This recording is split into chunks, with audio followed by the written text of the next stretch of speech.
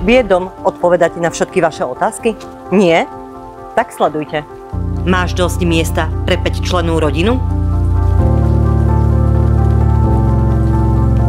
5 izieb, 2 podlažia, dokonca aj keď má niekto z detí bicí set alebo TikTok kariéru.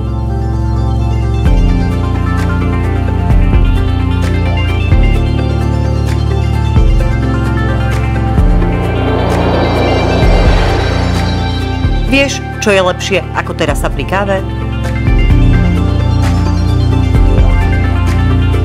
Záhrada, kde sú ovocné stromy, kvety, ticho a deti? Tie sú konečne offline. Máme tu súkromie. Každý tu má svoj priestor. Aj hostia, aj mama, aj vaša kreativita.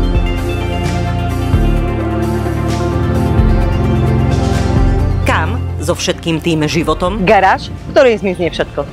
Na rade kosačka, aj bicykle. Je toto domov?